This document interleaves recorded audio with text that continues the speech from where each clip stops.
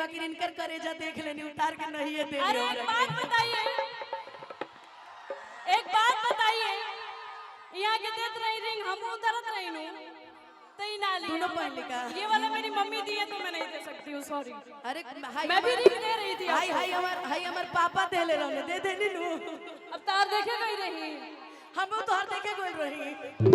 कोई गल्ली तो हिट है, पुष्पाराज तो ऑलरेडी हिट है। और हम सोना सिंह जी गईली है, इतना सुंदर कलाकार।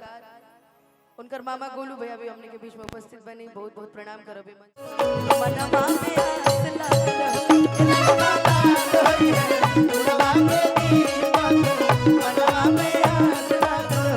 लेकिन आज के समय हमार शिवानी गावत हुई है, देख ली हमार बबुआ के कि तुझको ना खुदा जी घबराता है, तुझको ना खुदा जी घबराता है, देख के तुझको मेरे चैन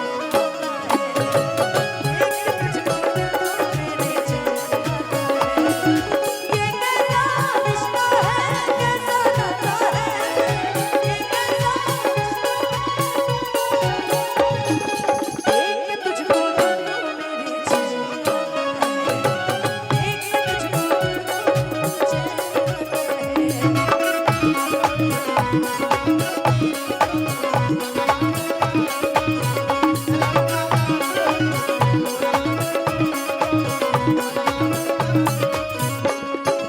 हमने के बीच में हमने के पंकज बिहारी गाइस आए हैं, बहुत बहुत प्रणाम भैया। पकड़ा गया फाइनली आज आदि शक्ति फिल्म्स के मनोज भैया वाली, बहुत सारा स्वागत अभिनंदन। श्याम आए हैं, बहुत सारा स्वागत अभिनंदन। हम धीरे धीरे चेहरा पहचान के नाम बोला था। आज के दिन सुहावना रतिया लुभावना, आज के दिन सुहावना रतिया लुभावना, ए ललना तू बहरा बाजला बधैया गलवा उठे सोहलो, ए ललना तू बहरा बाजला बधैया गलवा उठे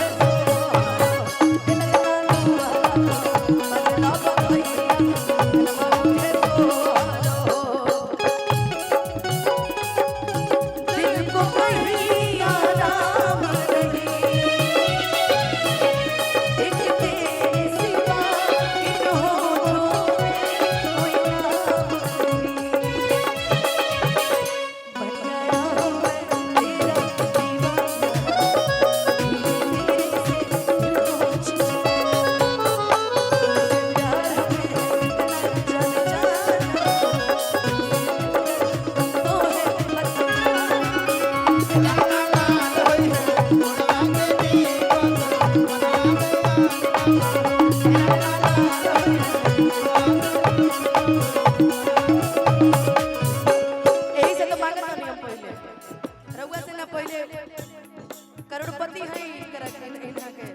हमने के गाना ही ना चैनल से आइल रहे।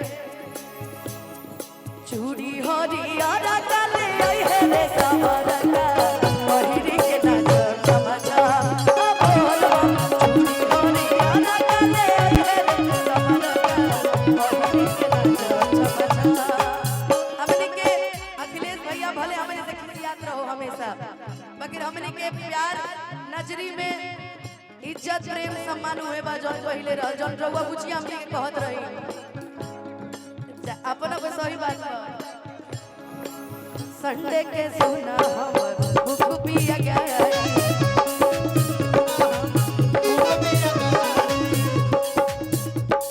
गंगेश्वर महादेव जी हमनी के सामने ही बनी। वो टाइम के सबसे सुंदर गाना हमारा अखिलेश भैया लिखे रहे, मम्मी संग देखा है वीडियो चाचा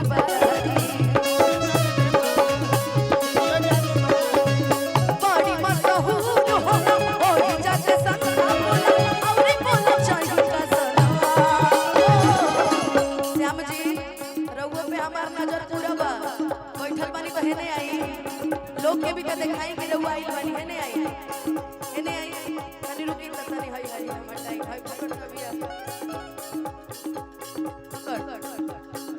तनी है नहीं आई जब सब पूरा टीम सब पूरा आदि शक्ति टीम जुटल बाटे तब निमन 1 मिनट बाद भाई 1 मिनट बाद तनी एगो ठुमका लग जाए ही गाने पे चूड़ी हरिया डाले आई है रे सवरका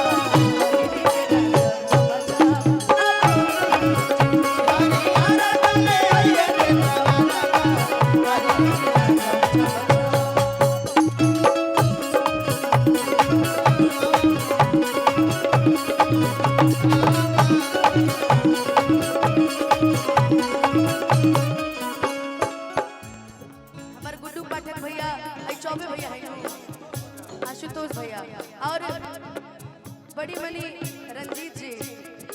इन्हों के गाना रफ्तारे मेरा पकड़ा था जी फतेह बहादुर भैया अपने के बीच में उपस्थित बनी आगे के लाइन बड़ा सुंदर बने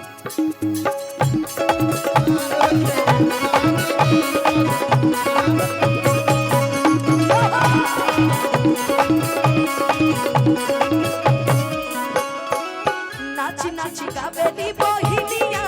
ललन के खेलावेली हो नाची नाची गावेली बहिनिया बाकी आज महादेव जी से एगो आग्रह रही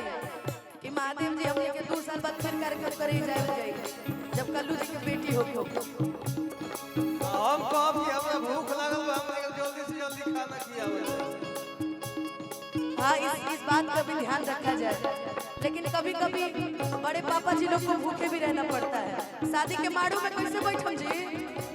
बिना भूखे प्यासे बैठी अच्छा छोट बने रहुआ हम ये मनाई महादेव जी से कि हे महादेव जी 1 साल बाद 2 साल बाद 3 साल बाद चाहे 5 साल बाद हमने के फिर एक जगह कार्यक्रम करे आवल जाए सही सलामत रह जाए तो 2 साल बाद अब ठीक बा 2 साल बाद राउर को में घी सकते भैया 2 साल बाद 3 को कार्यक्रम में 1 साल में 3 को लड़का सन के मुंडन दोनों लड़का सन के मुंडन दोनों लड़का सन के बर्थडे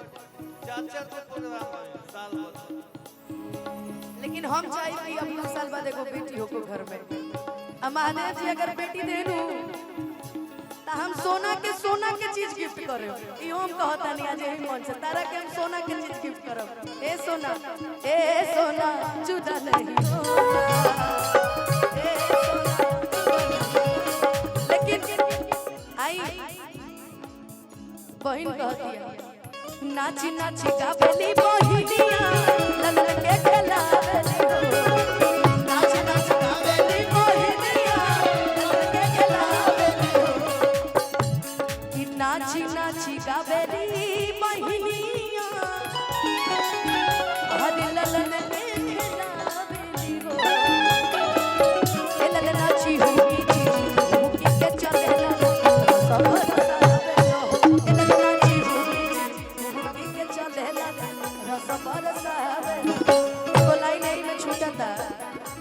सासू सोहागिन बड़ भागिन अन धन लुटावेली हो सासू सोहागिन बड़ भागिन अन धन लुटावेली हो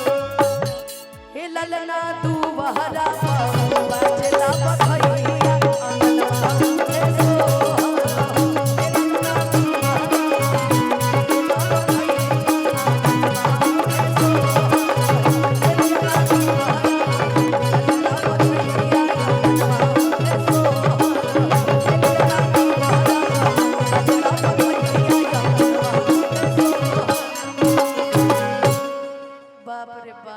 चाप के दर्शन बाबू के पूरा परिवार खातिर एगो रउआ सब जोरदार ताली बजा दी कि बबुआ हमार हमेशा खुश